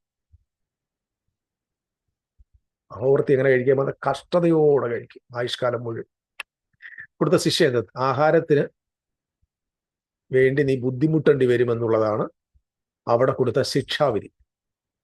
മുള്ളും പറക്കാരെയും നിനക്ക് അതിൽ നിന്ന് മുളയ്ക്കും. ഇതിന് അലിഗോറിക്കൽ വേറെ അർത്ഥങ്ങളുണ്ട്. ഞാനത് തൽക്കാലം പറയുന്നില്ല. വേറൊരു അവസരത്തിൽ ഇതിന്റെ ഒരു കോണ്ടെക്സ്റ്റ് വിശദീകരിക്കാവുന്നതാണ്. മുള്ളും പറക്കാരെയും അതിൽ നിന്ന് മുളയ്ക്കും. വയലിലെ സസ്യം നിനക്ക് ആഹാരമാകും. വയലിലെ സസ്യം നിനക്ക്, തോട്ടത്തിലെ വൃക്ഷം നിന്ന് ജീവിച്ചാലിപ്പോ എന്തുവാ? വയലിലെ സസ്യം നീ ആഹാരം. നിലത്ത് നിന്ന് നിന്നെ എടുത്തിരിക്കുന്നു, അതിൽ തിരികെ ചേരുവോളം മുഖത്തെ വിയർപ്പോടെ നീ ഉപജീവനം കഴിക്കും. അപ്പം നിലത്തിൽ നിന്ന് നിന്നെ എടുത്തു, അവിടെ തിരികെ ചേരുവോളം നീ എന്ത് ചെയ്യും? മുഖത്ത് വിയർപ്പാണ്. ദാറ്റ് ഈസ് മരിക്കുന്നത് വരെ എന്നുള്ള അർത്ഥം നമ്മൾ ഇവിടെ ഇടുന്നുണ്ടോ? മരിക്കുന്നത് വരെ പൊടിയിൽ നിന്ന് നിന്നെ എടുത്തിരിക്കുന്നു, പൊടിയിലേക്ക് തിരികെ ചേരുവോളം. നിലത്തിൽ നിന്ന് എടുത്തിരിക്കുന്നു, തിരികെ ചേരും. നീ അതിൽ തിരികെ ചേരുവോളം മുഖത്തെ വിയർപ്പോടെ ഉപജീവനം കഴിക്കും. അടുത്ത വാക്യം നോക്കിയേ, നീ പൊടിയാകുന്നു, പൊടിയിലേക്ക് തിരികെ ചേരും. ഇതിന്റെ അർത്ഥം എന്താ? 2 പ്രാവശ്യം തിരികെ ചേരും എന്ന് പറഞ്ഞിട്ടുണ്ട്. ഒന്ന്, നിന്നെ നിലത്തിൽ നിന്ന് എടുത്തിരിക്കുന്നു, തിരികെ ചേരുവോളം മുഖത്തെ വിയർപ്പോടെ ഉപജീവനം കഴിക്കും. 2-ാമത്തെ വാക്യം, നീ പൊടിയാകുന്നു, പൊടിയിലേക്ക് തിരികെ ചേരും. ഇവിടെ 1-ാമത്തത്, നീ മരിക്കും, മണ്ണിലേക്ക് തിരിച്ചു പോകുന്നത് വരെ നീ വിയർപ്പോടെ ഉപജീവനം കഴിക്കും. ഇപ്പം നമ്മളെല്ലാവരും ഇങ്ങനെയൊക്കെ തന്നെ ഞാൻ തോന്നുന്നു കേട്ടോ. എന്നാലും എന്തോ അതിൻ്റെ അർത്ഥം ഒന്ന് കൂടുതൽ ഇനി അറിയേണ്ടിയിരിക്കുന്നു. നമ്മളെയൊക്കെ എല്ലാവർക്കും വിയർപ്പുണ്ട്. വിയർപ്പോടാണോ നമ്മൾക്ക് കഴിക്കുന്നതെന്ന് ആലോചിക്കുക. ഓക്കെ, നീ പൊടിയാവുന്നു, പൊടിയിലേക്ക് തിരികെ ചേരും. പൊടിയിലേക്ക് തിരികെ ചേരും. അപ്പം ഇവൻ എവിടെ നിന്ന് എടുത്ത്? പൊടിയിൽ നിന്ന് എടുത്ത്. അതിന്റെ അർത്ഥം എന്താ? ഈ പൊടി എന്ന് പറയുമ്പോൾ എന്താ അർത്ഥമാക്കുന്നത്? പൊടി കുഴച്ചുണ്ടാക്കി എന്നുള്ള അർത്ഥമല്ല, മറിച്ച് ഇവനെ എടുത്തത് നാച്ചുറൽ പീപ്പിളിന്റെ നടുവിൽ നിന്ന്. ഇവനെ നാച്ചുറൽ പീപ്പിളിന്റെ നടുവിൽ നിന്ന് എടുത്ത് ദൈവത്തിന്റെ മകനായി ഇവനെ ഫോം ചെയ്ത്, ദൈവത്തിന്റെ ഇമേജ് ആൻഡ് ലൈക്ക്നെസ്സിൽ ഇവനെ എന്ത് ചെയ്തു? ദൈവം ഫോം ചെയ്തു, രൂപപ്പെടുത്തി. എന്നിട്ട് ദൈവത്തിന്റെ ഛായയും സ്വരൂപവും പ്രദർശിപ്പിക്കാൻ ഇവനെ അപ്പോയിന്റ് ചെയ്തു. സോ ഈ അപ്പോയിന്റ് ചെയ്ത് ഇവൻ പൊടിയിൽ നിന്നാണ് എടുത്തത്. ഇവനെ പൊടിയിൽ നിന്ന് എടുത്തിട്ട് ദൈവത്തിന്റെ പുത്രനാക്കി മാറ്റി. തമ്പുരാൻ പറഞ്ഞു, ഇപ്പം നീ നന്മതിന്മകളെ കുറിച്ചുള്ള അറിവിന്റെ വൃക്ഷമെല്ലാം തിന്നത് കൊണ്ട് നീ പൊടിയിലേക്ക് തന്നെ, എന്ന് പറഞ്ഞാൽ നിന്റെ പഴയ ജനസമൂഹത്തിലേക്ക് നീ തിരികെ പോകും. You'll go back to your original destiny. മുമ്പ് നിന്നെ എവിടുന്നാണ് ഞാൻ എടുത്തോ അങ്ങോട്ടങ്ങ് നീ തിരികെ ചേരും. എന്ന് പറഞ്ഞാൽ നീ പഴയ സിവിലൈസേഷനിലേക്ക്, നിന്നെ എടുത്തിരുന്ന ആ ജനവിഭാഗത്തിന്റെ നടുവിലേക്ക് തിരികെ ചേരും. ഈ കേട്ടോണ്ടിരിക്കുന്ന നിങ്ങൾക്ക് ആകെപ്പാടെ കൺഫ്യൂഷൻ വരുമെന്ന് എനിക്കറിയാം. ഇറ്റ് ഈസ് ബോംബ് നിങ്ങളുടെ തലയിൽ വേണമെന്ന് എനിക്കറിയാം. But listen to me, this is the covenantal റിയാലിറ്റിയാണ് നിങ്ങൾ മനസ്സിലാക്കേണ്ടത്. ഇത് ഉടമ്പടിയോടുള്ള ബന്ധത്തിലുള്ള ടീച്ചിങ്സ് ആണ് നിങ്ങൾ മനസ്സിലാക്കണം. അപ്പം ഞാൻ അതാ പറഞ്ഞ, ഓൾറെഡി നിങ്ങൾക്ക് അതിനെക്കുറിച്ച് പറഞ്ഞു. കൂടുതൽ അറിയേണ്ടവർക്ക് ഇതിനൊക്കെ നിങ്ങൾക്ക് നിശ്ചയമായിട്ടും ഞങ്ങളുടെ എല്ലാവിധമായ സപ്പോർട്ട് ഉണ്ടാകും. നിങ്ങൾ വചനം പഠിക്കാൻ ആഗ്രഹിക്കുന്നവരെങ്കിൽ ഇവിടെ തിരികെ ചേരുവ മുഖത്ത് നിലത്ത് നിന്ന് എടുത്തിരിക്കുന്നു, അതിൽ തിരികെ ചേരുവോളം മുഖത്ത് വിയർപ്പ് കഴിക്കും. നീ പൊടിയാവുന്ന പൊടിയിലേക്ക് തിരികെ ചേരും. സോ ഇവിടെ എന്താ സംഭവിച്ചിരിക്കുന്നത്? Because of you, the ground, the The earth is cursed. The land is cursed. അപ്പം ഈ കായൻ എന്ന് പറയുന്ന ആള് എടുത്തിരിക്കുന്ന അദ്ദേഹം കഷ്ടപ്പെട്ടുണ്ടാക്കിയ എന്തു പറയുന്നേ, കഷ്ടപ്പെട്ടുണ്ടാക്കിയ ഈ കൃഷി വിഭവങ്ങൾ നിശ്ചയമായിട്ടും is from the cursed ground. അപ്പം ഇദ്ദേഹം ഇന്റൻഷനലി ആണ്, കാരണം ഇദ്ദേഹം ഒരു പ്രീസ്റ്റാണ്. ഒരു പ്രീസ്റ്റിനെ കുറിച്ചുള്ള ദൈവത്തിന്റെ അഭിപ്രായം എന്താണെന്നറിയുമോ? ദൈവത്തിന് ഏറ്റവും ബെറ്റർ കൊടുക്കും. പക്ഷെ David was A prophet. David was keeping the sheep. Abel was keeper of the sheep, shepherd. The priest is the offerer. ദൈവത്തിന് അർപ്പിക്കേണ്ടത് പുരോഹിതനാണ്. ആ പുരോഹിതനാണ് അതിനകത്ത് ഊനമുണ്ടോ ഇല്ലയോ എന്ന് പരിശോധിക്കേണ്ടത്. അപ്പൊ ഓഫറിങ് അർപ്പിക്കുമ്പോൾ അദ്ദേഹത്തിന് കൃത്യമായ ബോധ്യം ഉണ്ടായിരിക്കണം. Do not take this offering from the cursed ground. അപ്പൊ ഇവൻ എവിടെ നിന്നാണ് ഇതെടുക്കുന്നത്? അവന്റെ സ്വയം പ്രവൃത്തിയിൽ, സ്വന്തം അധ്വാനത്തിൽ, ഞാൻ അധ്വാനിച്ചുണ്ടാക്കിയ എന്റെ സാക്രിഫൈസ്. ഇവിടെ രണ്ട് ആരാധനയാണ് കാണുന്നത്. ഞാൻ പ്രിയപ്പെട്ടവരെ, ഇത് നിങ്ങളോട് പറയുമ്പോൾ തന്നെ പറയാം, ഇത് ഭയങ്കരമായ അങ്ങ് വെളിപ്പാട് പുസ്തകത്തിലേക്ക് വിരൽ ചൂണ്ടുന്ന ഒരു വെളിപ്പാട്. പക്ഷെ ഇത് ആരംഭിച്ചത് ഇവിടെയാണ്. നിങ്ങൾക്കിത് മനസ്സിലാക്കാൻ വേണ്ടി ദൈവം എങ്ങനെയാ പുരോഹിതന്മാരോട് ഇടപെട്ടതെന്നും, ഈ ഉൽപ്പത്തി പുസ്തകത്തിന്റെ ഏറ്റവും പഴയ നിയമത്തിലെ ഏറ്റവും അവസാനത്തെ പുസ്തകം മലാഖിയുടെ പുസ്തകം. മലാഖിയുടെ പുസ്തകം കൊണ്ട് അവസാനിക്കുക. കാരണം ഏതെങ്കിലും ഒരു കാര്യം ദൈവം തുടങ്ങിയെങ്കിൽ അത് പറഞ്ഞ് അവസാനിപ്പിക്കേണ്ടത് എവിടെയാണ്? മലാഖിയുടെ പുസ്തകത്തിൽ. അപ്പൊ മലാഖിയുടെ പുസ്തകം നിങ്ങൾ ശ്രദ്ധിച്ചു നോക്കിയ പ്രവാചകം 1-ാം വാക്യം, മലാഖി മുഖാന്തരം ഇസ്രായേലിനോട് യഹോവയുടെ അരുളപ്പാട്. നിങ്ങൾ വളരെ ഒന്ന് ശ്രദ്ധിക്കണം. ഞാൻ നിങ്ങളെ സ്നേഹിക്കുന്നു എന്ന് യഹോവ അരുളി ചെയ്യുന്നു. ദൈവരോട് പറയുന്നത്, ഞാൻ നിങ്ങളെ സ്നേഹിക്കുന്നു. എന്നാൽ നീ ഞങ്ങളെ എതിനാൽ സ്നേഹിക്കുന്നു എന്ന് ചോദിക്കുന്നു. ഏശാവ് യാക്കോബിന്റെ സഹോദരനല്ലയോ? എങ്കിലും ഞാൻ യാക്കോബിനെ സ്നേഹിക്കുന്നു എന്ന് യഹോവയുടെ അരുളപ്പാട്. നിങ്ങൾ ശ്രദ്ധിക്കണം, ഇതൊരു പാറ്റേൺ ആണ്. ഇവിടെ ഏശാവിനെയും യാക്കോബിനെയും കാണിക്കുന്നു. തൊട്ട് ബാക്കിലോട്ട് വന്ന് നോക്കി. ഇസഹാക്കിനെ ഇസ്മായിലിനെ കാണാൻ പറ്റും. അവിടെ ഇസഹാക്കിനെ സ്നേഹിച്ചിട്ട് ഇസ്മായിലിനെ ദൈവം പുറത്താക്കും. ബാക്കിലോട്ട് വന്നെങ്കിൽ ഏറ്റവും പുറകിലോട്ട് വന്നാട്ടെ, കായനും ഹാബേലിനെയും കാണാൻ പറ്റും. മൂത്തവൻ കായനാണ്, ഇളവൻ ഹാബേലാണ്. മൂത്തവനെ റിജക്റ്റ് ചെയ്യുന്നു. മൂത്തവൻ ദൈവത്തിന്റെ സാന്നിധ്യത്തിൽ നിന്ന് അകന്നു പോകുന്നു. ഹാബേൽ എന്ത് ചെയ്യുന്നു? ദൈവത്തിന്റെ പ്രിയനായിട്ട് മാറുന്നു, സ്നേഹിക്കപ്പെടുന്നു. അവൻ നീതിമാൻ എന്ന പേര് ലഭിക്കുന്നു, according to Hebrew chapter 11:4. So ഇവിടെ നിങ്ങൾ മനസ്സിലാക്കേണ്ടത്, ഞാൻ യാക്കോബ്, അപ്പം ഇതൊരു പാറ്റേൺ ആണ്. നമുക്ക് ഇവിടെ വേണമെങ്കിൽ യാക്കോബിനെ സ്നേഹിക്കുന്നു, യേശാവിനെ സഹോദരനാണെങ്കിലും ഞാൻ യാക്കോബിന്റെ സഹോദരനാണെങ്കിലും ഞാൻ യാക്കോബിനെ സ്നേഹിക്കുന്നു എന്ന് യഹോവ അരുളപ്പാട്. എന്നാൽ യേശാവിനെ ഞാൻ ദ്വേഷിച്ച് അവന്റെ പർവ്വതങ്ങളെ ശൂന്യമാക്കി അവന്റെ അവകാശത്തെ ഭൂമിയിലെ കുറുനരികൾക്ക് കൊടുത്തിരിക്കുന്നു. നിങ്ങൾ ശ്രദ്ധിക്കണം, it's a prophecy to the പ്രവാചകം, ടു ഇസ്രായേലിനോടുള്ള പ്രവാചകം. അന്ത്യകാല അവസാനത്തെ ഇവർക്ക് സംഭവിക്കാൻ പോകുന്നതിനെ കുറിച്ചുള്ള പ്രവാചകം. ഞാൻ അവരെ ശൂന്യമാക്കി കളയുന്നു, അവരുടെ പട്ടണത്തെ ശൂന്യമാക്കി അവരുടെ അവകാശത്തെ മരുഭൂമിയിലെ കുറുനരികൾ കൊടുത്തിരിക്കുന്നു. ഞങ്ങൾ ഇടിഞ്ഞിരിക്കുന്നു, എങ്കിലും ഞങ്ങൾ ശൂന്യ സ്ഥലങ്ങളെ വീണ്ടും പണിയുമെന്ന് ഏതോം പറയുന്നു. ഏശാവ് പറയുന്നു. എങ്കിലും സൈന്യങ്ങളുടെ യഹോവ ഇപ്രകാരം അരുളിച്ചെന്നു, അവർ പണിയട്ടെ, ഞാൻ ഇടിച്ചു കളയും. അവർക്ക് ദുഷ്ടപ്രദേശമെന്നും യഹോവ സദാകാലവും ക്രുദ്ധിച്ചിരിക്കുന്ന ജാതി എന്നും പറയും. ഞാൻ അവരോട് എനിക്ക് ദേഷ്യമാണെന്ന് പറയും. നിങ്ങൾ ശ്രദ്ധിക്കണം, ദൈവം തമ്പുരാൻ എന്തിനാ യേശാവിനോട് ഇത്ര ദേഷ്യമൊന്നല്ല. Is talking to the people of Israel. മനസ്സിലാവുന്നുണ്ടോ? ഇത് ഇസ്രായേലിനോടാണ് സംസാരിക്കുന്നത്. യാക്കോബിനെ സ്നേഹിച്ചു. ഇവിടെ ആരാ സത്യം പറഞ്ഞ ഏശാവ് എന്ന് പറയുന്നത്? ഇവിടെ ഏശാവ് എന്ന് പറഞ്ഞത് താഴോട്ട് വായിക്കാൻ മനസ്സിലാവും. ഇസ്രായേൽ ജനത്തെ ദൈവം തിരിച്ചു വിളിക്കുക, ഞാൻ നിങ്ങളെ ക്രുദ്ധിച്ചിരിക്കും, നിങ്ങൾ ദുഷ്ടപ്രദേശം എന്ന് വിളിക്കും, നിങ്ങളുടെ ദേശം ഞാൻ കുറുനരികൾക്ക് കൊടുത്തിരിക്കുന്നു എന്നൊക്കെ പറഞ്ഞു. അടുത്തത്, മകൻ അപ്പനെയും ദാസൻ യജമാനെയും ബഹുമാനിക്കേണ്ടതല്ലയോ? ഞാൻ അപ്പനെങ്കിൽ എന്നോടുള്ള ബഹുമാനം എവിടെ? ഞാൻ യജമാനെങ്കിൽ എന്നോടുള്ള ഭക്തി എവിടെയെന്ന് സൈന്യങ്ങളുടെ യഹോവ. അവന്റെ നാമത്തെ തുച്ഛീകരിക്കുന്ന പുരോഹിതന്മാരെ, talking to the priest. We are talking about the offering of Cain. Cain took his offering from the cursed ground. He knows it. നിശ്ചയമായിട്ട് അവന്റെ പിതാവ് പറഞ്ഞു കൊടുത്തു കാണുണ്ട, ഇത് ശപിക്കപ്പെട്ട ഭൂമിയാണ്. അപ്പം ഇവിടെ നീ എത്ര അധ്വാനിച്ചാലും ആ പ്രവൃത്തി ദൈവത്തിന് അംഗീകാരമല്ല. അപ്പം ശപിക്കപ്പെട്ട ഭൂമിയിൽ നിന്റെ പ്രയത്നം ദൈവം അംഗീകരിക്കുന്നില്ല, അക്സെപ്റ്റഡ് അല്ല. നിന്റെ ഇന്റൻഷൻ തെറ്റാണ്. അതുകൊണ്ട് നിന്നിലും നിന്റെ യാഗത്തിലും ദൈവം പ്രസാദിക്കത്തില്ലെന്നുള്ള നിർബന്ധമായിട്ടുള്ള ഇൻഫോർമേഷൻ കായന് ലഭിച്ചിട്ടുണ്ടാകാം, അവൻ പുരോഹിതനായതുകൊണ്ട്. പിതാ അത് ചോദിക്കുന്നു, തുച്ഛീകരിക്കുന്ന പുരോഹിതൻ നിങ്ങളോട് ചോദിക്കുന്നു, അതിന് നിങ്ങൾ ഏതിനാൽ ഞങ്ങൾ നിന്റെ നാമത്തെ തുച്ഛീകരിക്കുന്നു എന്ന് ചോദിക്കുന്നു. നിന്റെ നാമത്തെ എങ്ങനെ തുച്ഛീകരിക്കുന്നു? നിങ്ങൾ എൻ്റെ യാഗപീഠത്തിന്മേൽ, നിങ്ങൾ വളരെ ശ്രദ്ധിക്കണേ, നിങ്ങൾ എൻ്റെ യാഗപീഠത്തിന്മേൽ ഭോജനയാഗം അർപ്പിക്കുന്നു. എന്നാൽ നിങ്ങൾ ഏതിനാൽ ഞങ്ങൾ നിന്നെ മലിനമാക്കുന്നു എന്ന് ചോദിക്കുന്നു. യഹോവയുടെ മേശ നിന്ദ്യമെന്ന് നിങ്ങൾ പറയുന്നതിനാൽ തന്നെ. നിങ്ങൾ കണ്ണ് പൊട്ടിയതിനെ യാഗം കഴിപ്പാൻ കൊണ്ടുവന്നാൽ അത് ദോഷമല്ല. നിങ്ങൾ മുടന്തും ദീനമുള്ളതിനെ അർപ്പിച്ചാൽ അത് ദോഷമല്ല. അതിനെ നിങ്ങൾക്ക് ദേശാധിപതികൾക്ക് കാഴ്ചവെക്കുക, അവൻ പ്രസാദിക്കുമോ? നിന്നോട് കൃപ തോന്നുമോ? നീ കണ്ണുപൊട്ടിയതിനെയും മുടന്തനെയും കൊണ്ടുവന്നിട്ട് ഒരു കുഴപ്പമില്ല എന്ന് പറഞ്ഞ് യാഗം അർപ്പിക്കുന്നു. ഇവിടെ കിട്ടുന്നുണ്ടോ? അതുകൊണ്ട് ഇവരോട് പറയാണ്, നിങ്ങൾ എൻ്റെ നാമത്തെ ദുഷിക്കുന്നു.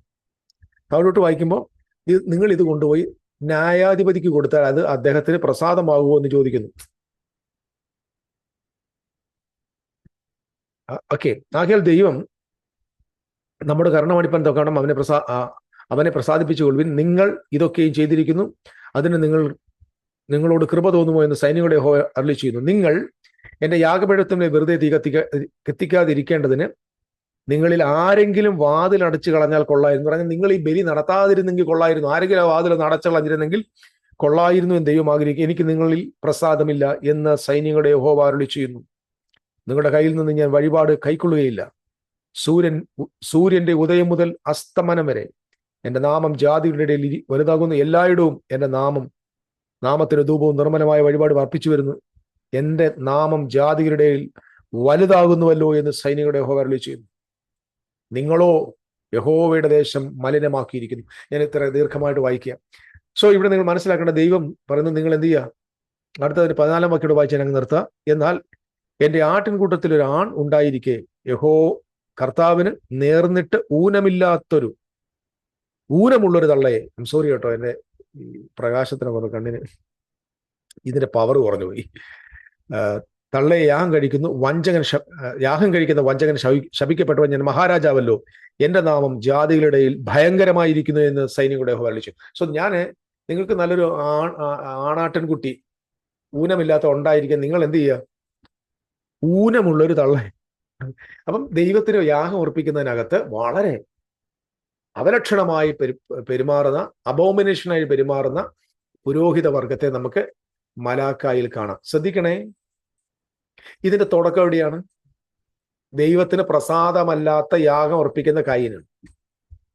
അപ്പൊ ഇവിടെ മലാക്കയിൽ കാണുന്നത് ദൈവം ആ യാഗത്തിലും പ്രസാദിച്ചില്ല, യാഗം അർപ്പിച്ചവരിലും പ്രസാദിച്ചില്ല. നീയൊക്കെ ഒന്ന് യാഗം അർപ്പിക്കാതെ ഒന്ന് ഇറങ്ങി പോയിരുന്നെങ്കിൽ കൊള്ളായിരുന്നെന്ന് ദൈവം പറയും. ദൈവത്തിന് മാന്യമായി ബലി അർപ്പിക്കുക. ഇപ്പൊ ഇവിടെ നിങ്ങൾ മനസ്സിലാക്കേണ്ടത്, ഇതിനൊക്കെ വലിയ ആഴമായത് എന്തുകൊണ്ടെന്ന് എനിക്കറിയത്തില്ല, എനിക്ക് അറിയെങ്കിൽ പറഞ്ഞു തരിക. നിശ്ചയമായിട്ടും he offered that offering from the cursed ground. That's why God said, you are not accepted because your offering is not accepted. നിന്നിലും നിന്റെ യാഗത്തിലും ദൈവത്തിന് പ്രസാദമില്ല. ഇനി പ്രധാനമായിട്ട് നമ്മൾ അറിയേണ്ട മറ്റൊരു കാര്യം കൂടെ ഞാൻ പറയാം. ഇതിന്റെ രണ്ടാമത്തെ പോർഷൻ മാത്രമേ ഇതിന്റെ ഒരു കൃത്യമായ ബോധ്യം നിങ്ങൾക്ക് മനസ്സിലാവത്തുള്ളൂ. ഞാൻ അതുകൊണ്ട് കൂടുതൽ ഇവിടെ നിൽക്കാതെ മുമ്പോട്ട് പോകും. എന്നാൽ ഇതിനകത്ത് പ്രധാനപ്പെട്ട ഒരു കാര്യം എനിക്ക് പറയാനുള്ളത്, ഈ ദൈവത്തിന്റെ നാമത്തെ ദുഷിക്കുന്ന ഓഫറിംഗ് നടത്തിയ കായൻ, അല്ലെങ്കിൽ ശപിക്കപ്പെട്ട ഭൂമിയിൽ നിന്ന് നീ മുഖാന്തരം ഭൂമി ശപിക്കപ്പെടുമെന്ന് പറഞ്ഞ ആദമിനോട് ശാപത്തിന് അധീനമായ ഭൂമിയിൽ നിന്നുള്ള സ്വന്തം പ്രവൃത്തിയിൽ നിന്നുള്ള സ്വയനീതിയിൽ നിന്നുള്ള സെൽഫ് റൈച്ചസ്നെസിന്റെ ബലിയെ ദൈവം മുമ്പിൽ കൊണ്ടുവരികയും അതവനെ ശാപഗ്രസ്തമായി മാറുകയും ചെയ്തു നമ്മൾ വേദപുസ്തകത്തിൽ വായിക്കുകയാണ്. എന്നാൽ ഇനി അടുത്തത്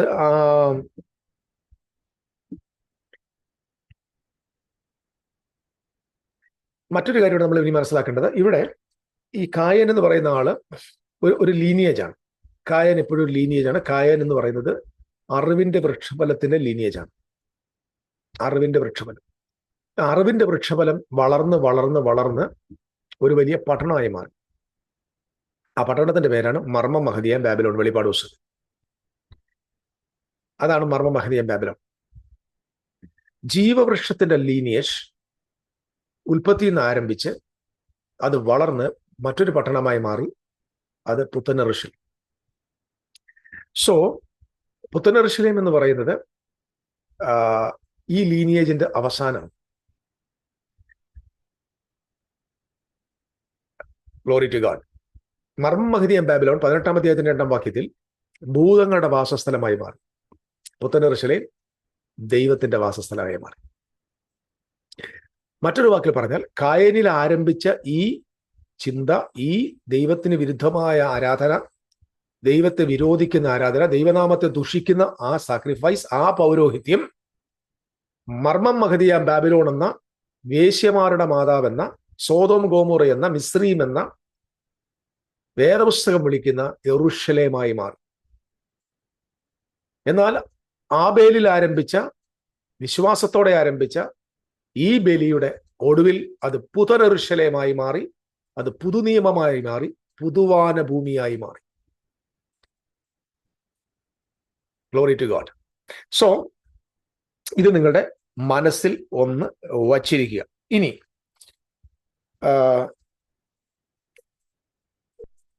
ഞാനിനി ന്യൂ ടെസ്റ്റമെന്റിലേക്ക് പോകാതെ ഇവിടുത്തെ ഒരു പ്രധാനപ്പെട്ട ചിന്ത പറഞ്ഞ് ഈ വീഡിയോ അവസാനിപ്പിക്കും. അതില് പ്രധാനപ്പെട്ട കാര്യം ഒന്ന്, ഈ കായനോട് ദൈവം സംസാരിക്കുന്നു. ഇവർ യാഗം അർപ്പിച്ചു, കുറെ കാലം കഴിച്ചു. ഇനി അടുത്തൊരു പ്രധാന വാക്ക്, കുറെ കാലം കഴിഞ്ഞ ശേഷം. മലയാളത്തിൽ അങ്ങനെ, കുറെ കാലം കഴിഞ്ഞ ശേഷം. ഞാനതിൻ്റെ മറ്റൊരു വേർഷൻ എടുത്തോട്ടെ. ഒരുപാട് വേർഷൻസ് എടുക്കാം. Glory father. Young's literal translation നോക്കണേ. Genesis chapter 4 verse 3. And it cometh to pass at the end of days. മലയാളത്തിൽ കുറച്ചു കാലം കഴിഞ്ഞ ശേഷം ഒന്ന്, ആഫ്റ്റർ സംടൈംസ് എഴുതിയിട്ടുണ്ട് ഒരിടത്ത്. ഇവിടെ എഴുതി വെച്ചിരിക്കുന്നത് it come to pass at the end of days. At the end of, ഇവിടെ ഒരു പ്രധാന വാക്ക് നിങ്ങൾ നോക്കണം, എൻഡ് ഓഫ് ഡേയ്സ്, അവസാന നാളുകളിൽ.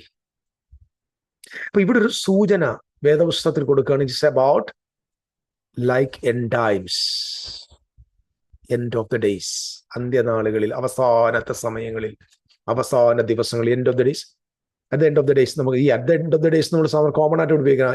ഏറ്റവും ഒടുവിൽ, that Cain bringeth for the fruit of the ground at the present Yahweh, and Abel hath brought also from the female firstlings of his flocks, even from the fattened one. Jehovah looketh at Abel and in his presence. Abel തന്റെ കടിഞ്ഞൂലിൽ നിന്ന്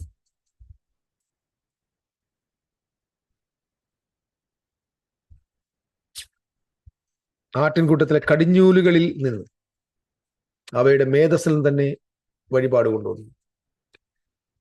English translation അതാ പറഞ്ഞത്. അടുത്ത വാക്യം ഇങ്ങനെ പറയാണ്, അതിന്റെ 3-ാം വാക്യം, യഹോവ ഹാബേലിലും അവന്റെ വഴിപാടിലും പ്രസാദിച്ചില്ല, കയീലിലും അവന്റെ വഴിപാടിലും. Oh my God, I am very sorry. യഹോവ കായലിലും അവന്റെ വഴിപാടിലും പ്രസാദിച്ചു, ഹാബേലിലും അവന്റെ വഴിപാടിലും പ്രസാദിച്ചു, കായലിലും അവന്റെ വഴിപാടിലും പ്രസാദിച്ചില്ല. This has to be changed. Okay.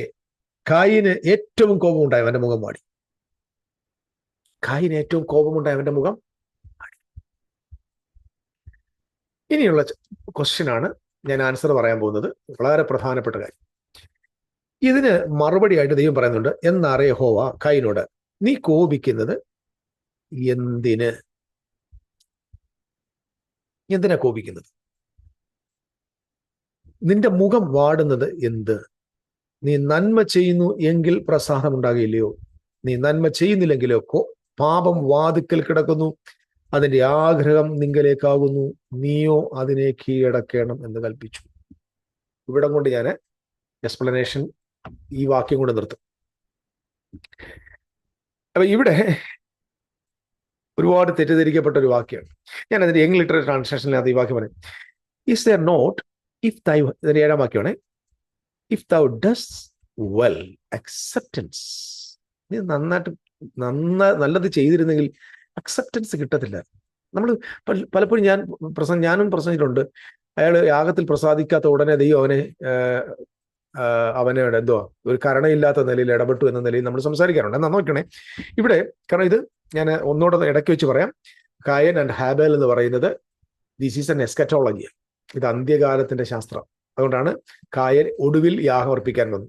ഒടുവിലത്തെ യാഗം, ഇസ്രായേൽ ഗ്രഹത്തിന് സംഭവിക്കാൻ പോകുന്ന ഒടുവിലത്തെ ദൈവിക ഇടപാടിനെ കുറിച്ചാണ് ഇവിടെ സംസാരിക്കുന്നത്. ഞാനത് പറഞ്ഞാലേ നിങ്ങൾക്ക് അത് ബോധ്യം വരുത്തും.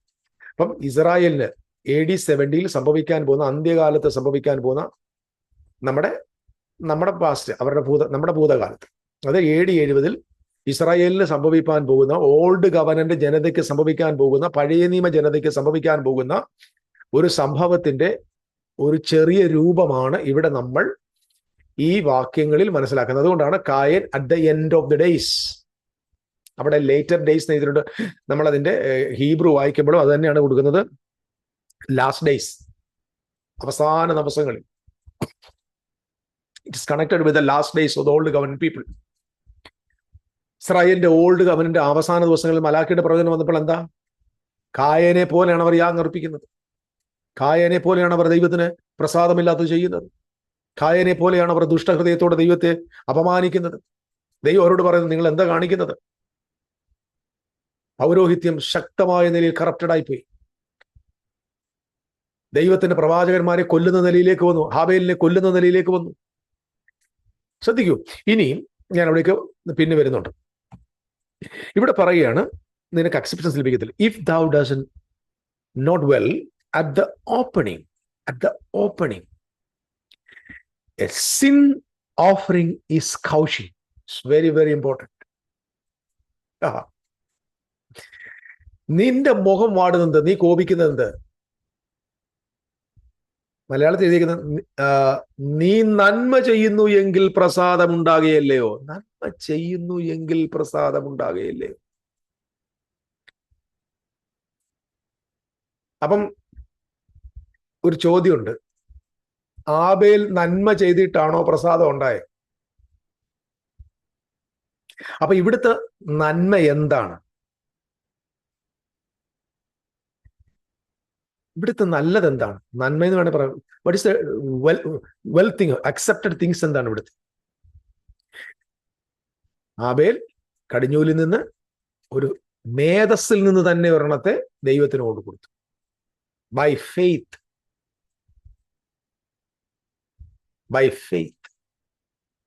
സോ ഇവിടെ നിങ്ങൾ മനസ്സിലാക്കേണ്ട മറ്റു കാര്യം. അടുത്തത്, ഈ വാതുക്കൽ എന്ത് കിടക്കുന്നു? മലയാളത്തിൽ എഴുതിയിരിക്കുന്നതോട് വായിക്കുന്നു ഞാൻ.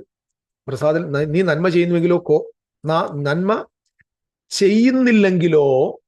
നന്മ ചെയ്യുന്നില്ലെങ്കിലോ,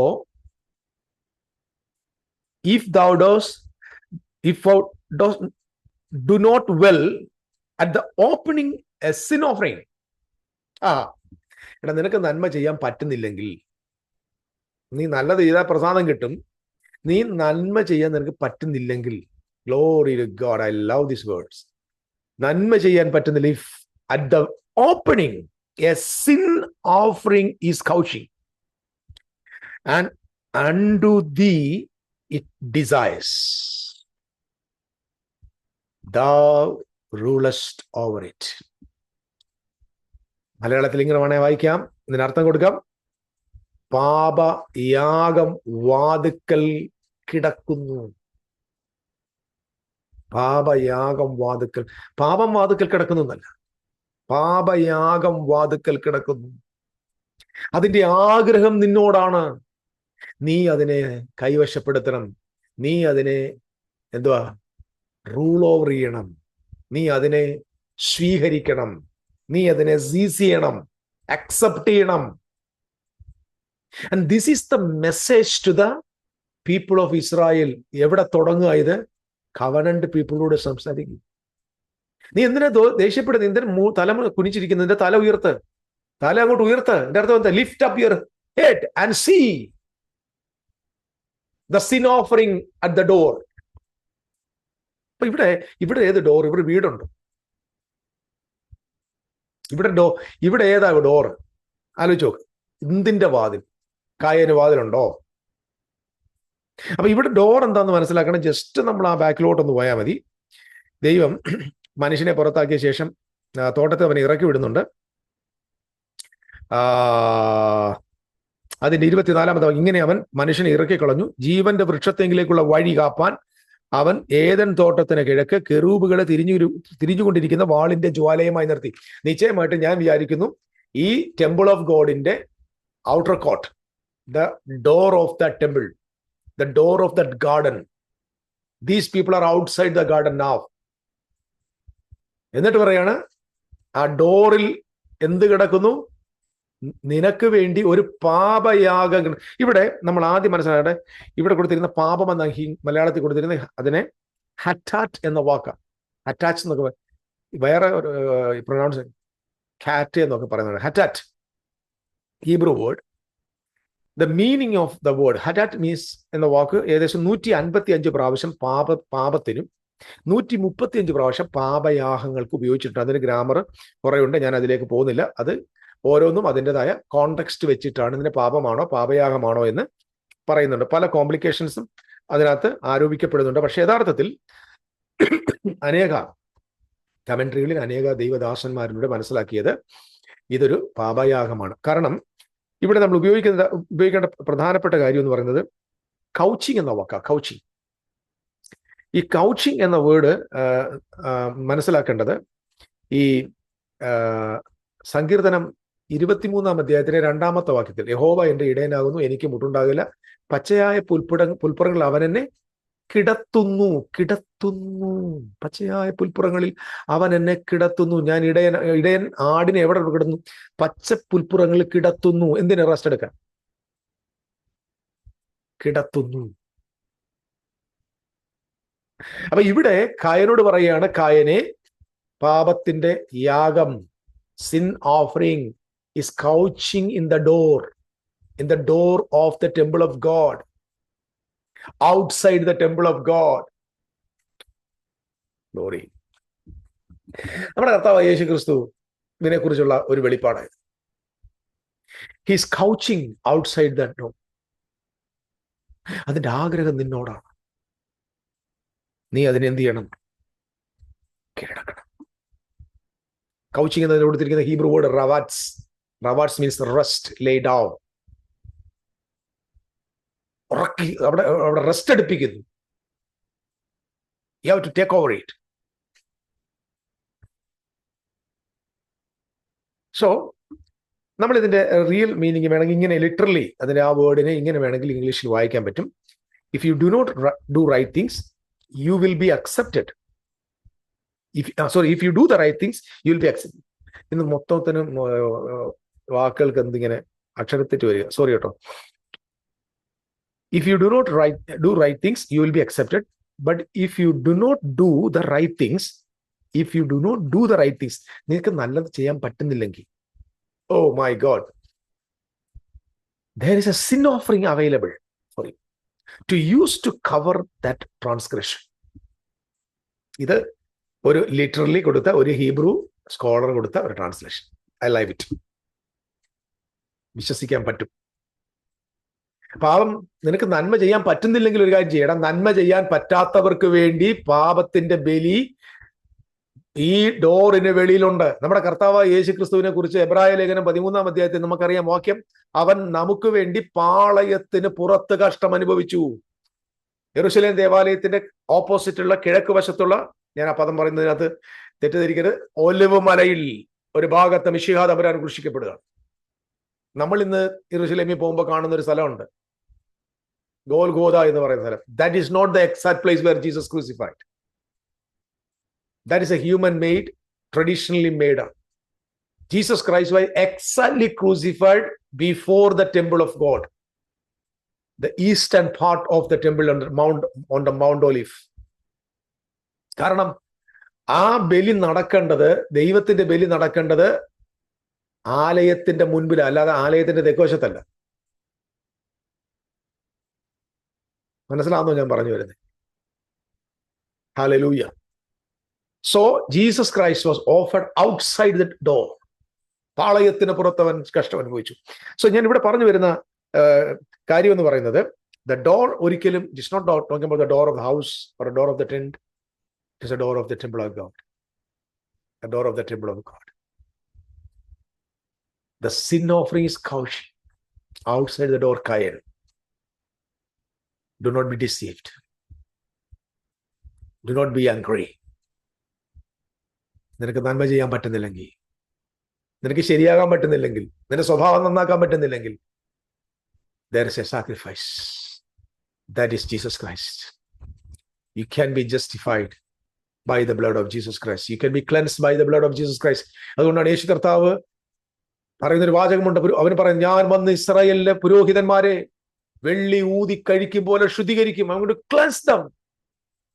അവരുടെ അഹങ്കാരം, അവരുടെ ജീവിതത്തിന്റെ ദൈവവിരോധം, ദൈവദൂഷണം, ഞാനതിനെ ശുദ്ധീകരിക്കാൻ പോകുകയാണ്. I'm going to cleanse dum.